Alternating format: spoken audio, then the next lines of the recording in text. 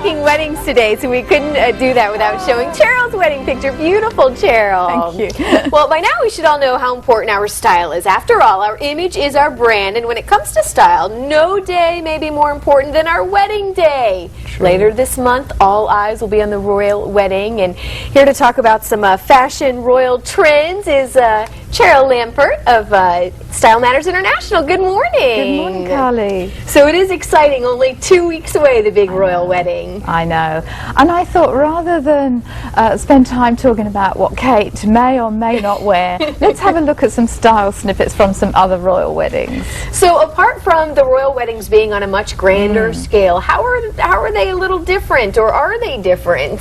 Well, in essence, no. I mean, they still have to be conducted so as to be legal, of course. I mean, there are some things that other brides don't have to worry about. For example, a full heavy veil that obscures the face has always been denied to royal brides, and this custom is thought to have come about by being a precaution against a substitute bride appearing after the vows have been taken and once the veil is taken off. So, you know, most of us don't have to worry about that. All right, so what about color? Have noble brides always worn white? No, they haven't, and it's often thought that white has been a tradition for centuries, but it really hasn't. In Roman times, brides wore yellow, and the most significant piece of that was a heavy face veil in flame yellow. I mean, imagine that. In Tudor times, from Henry VIII onwards, silver was the colour for noble and royal brides. It was actually Queen Victoria in 1840 who kind of broke that mould and wanted white for her wedding to Prince Albert. So at around that time, and we have a clip, just this slide here of Victoria in her wedding dress, and the picture on the right is Emily Blunt from the film Young Victoria, and you can see a very simple headdress. And Victoria actually eschewed the heavy veil. She went for a lighter, shorter veil because she was acutely aware that the public needed to see her face. Photography was available and people wanted to see their queen. Speaking of movies, I know a lot of us now have seen the Best Picture, The King's Speech, and in that, the Duchess of York. She was very simple, always wore a very simple style. What was her wedding dress like? Well, that's interesting because Lady Elizabeth Bowen-Lyons, as she was before she married the Duke in 1923, followed the fashion of the time and had a very linear, straight, boxy dress. Now, it wasn't, although it was exquisitely embroidered, it wasn't really memorable in historical terms for its beauty. And unfortunately, really those straight lines didn't really suit the body shape of the Duchess. But what is so interesting about that dress is the fact that it's said to have been the inspiration for the gown, and we have a screen coming up here of Princess Amidala in her wedding in the Star Wars trilogy to Anakin Skywalker. I mean, you know, who would have thought? I know, we have a clip of it as well.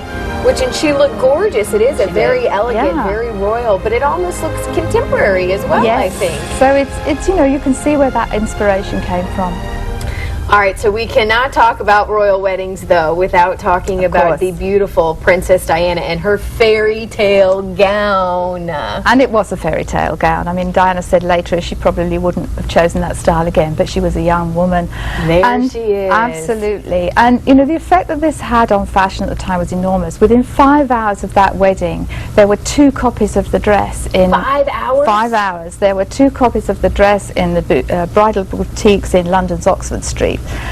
Newspapers ran contests so that brides-to-be could win a copy, and even the dress pattern companies produced versions for the home sewer to make their own version. I'm not sure if that included the 25-foot train, but we could make your own Diana dress. Well, we only have a minute left, but I want to make sure, because even if you're not a princess, you are a princess for the day on their wedding, and you can really help brides and mothers of the brides. How can you help our bridal parties? Okay, well, the first thing is, as soon as you pick the location and the date, you know, contact us, because the location, the time of year will all have an influence perhaps on the style that you choose. The style and the color too. Yeah. And you know, the color is really important. You may think, well, I want white, but there are hundreds of tones of white, and we can help you select the best one for your skin tone and what's going to be the most flattering. We can help you with the shape and the silhouette of your dress. We can help the groom, we can help the mother of the bride, we can help the whole bridal party. So it's, you know, you may not be a royal bride, but we'll make you feel like one, and we'll treat treat you like one. Absolutely, I love it. Well, Cheryl, thank you so much. This was so Pleasure. much fun looking at, certainly at your wedding photo and as yours well. too. Yours is gorgeous. Thank you, Cheryl. Let's send it over to Bill. Look at Cheryl making the world a more stylish place, one person at a time. All right, the Fox Forecast, Jamie Cagle. Hey, Jamie, are you ready for tomorrow's Relay for Life over in Lehigh? He's ready. He's got the